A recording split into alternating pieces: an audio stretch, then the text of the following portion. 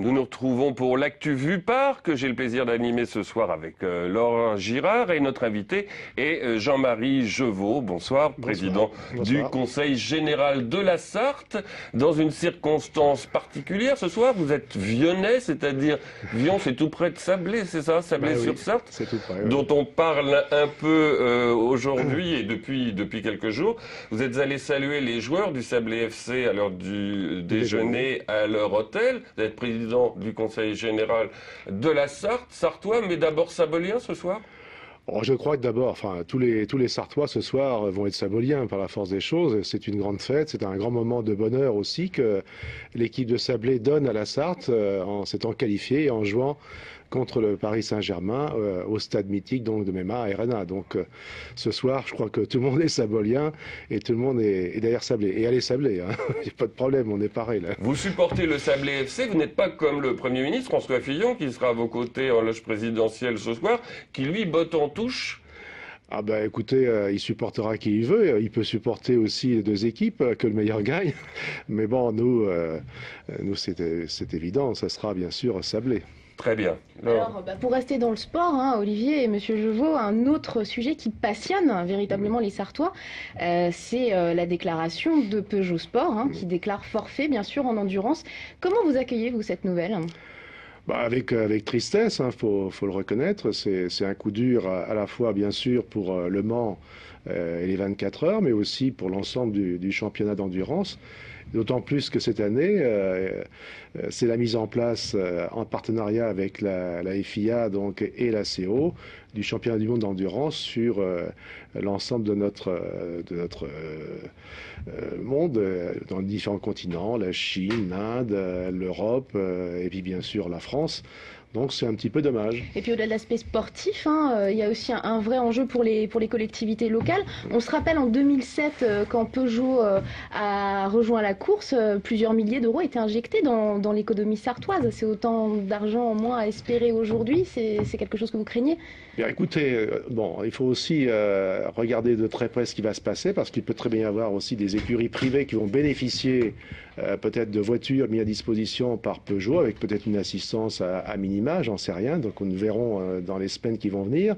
Mais ce qui est sûr, que c'est un coup dur pour la compétition et l'endurance et le Mans, et puis pour quelques pilotes aussi, dont notre pilote fétiche sartois, Sébastien Bourdet, qui était bien sûr un des pilotes pressentis pour piloter sur le 24 heures. C'est le signe d'une crise économique et financière beaucoup plus générale et qui peut aussi toucher les collectivités locales. Oui, ça veut dire par exemple moins de subventions allouées dans les domaines sociaux. On sait que c'est la première mission du Conseil général. Cette crise impacte véritablement les collectivités à ce niveau-là ? Alors, on est tous touchés d'une manière plus ou moins importante. Bon, je rappelle, et je l'ai déjà dit à l'occasion de dire, et notamment lors du budget, le budget du Conseil général est un budget sain parce qu'on a pris déjà depuis 3 ans un certain nombre de mesures pour éviter d'être un peu le dos au mur.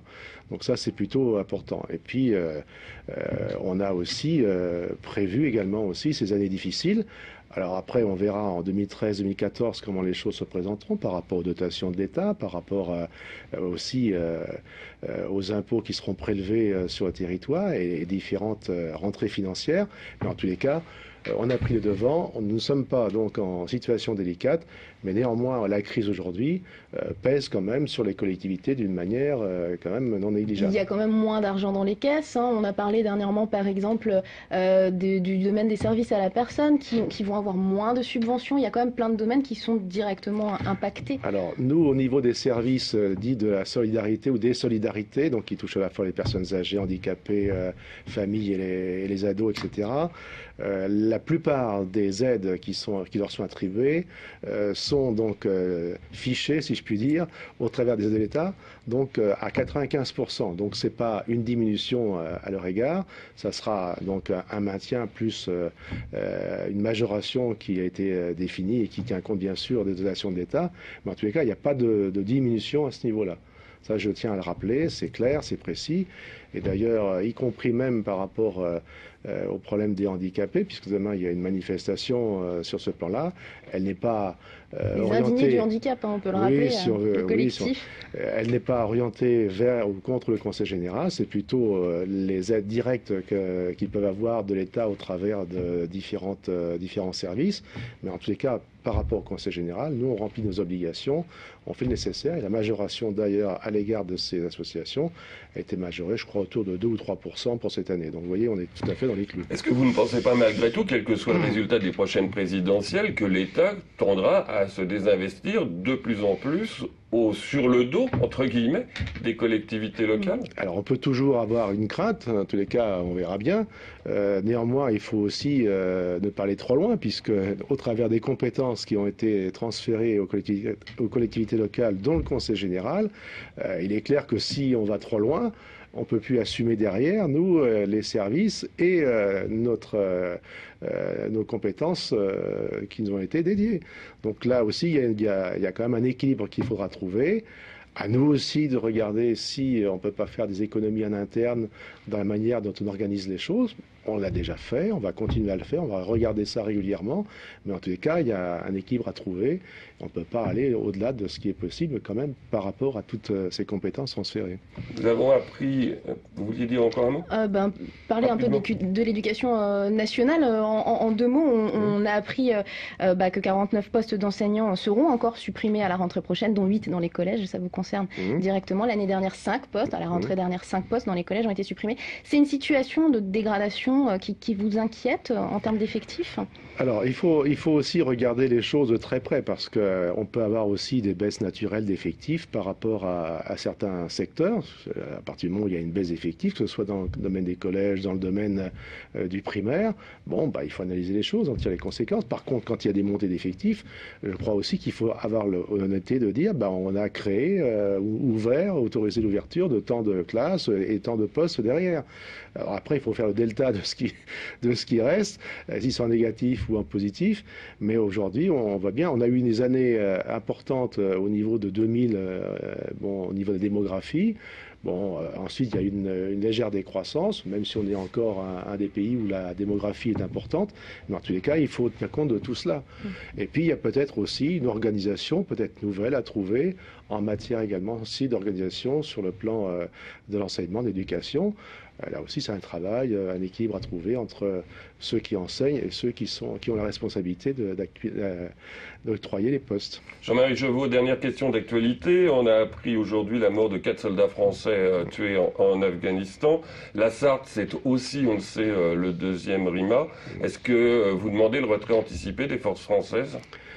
Écoutez, d'autant plus, vu les circonstances dans lesquelles ça s'est passé, ce problème d'attentat avec des infiltrations aussi au sein de l'armée, ça devient extrêmement préoccupant. Et j'ai pas eu l'attention vraiment très portée par rapport à l'allocution du président ce midi, mais j'ai cru qu'il avait abordé ce sujet-là.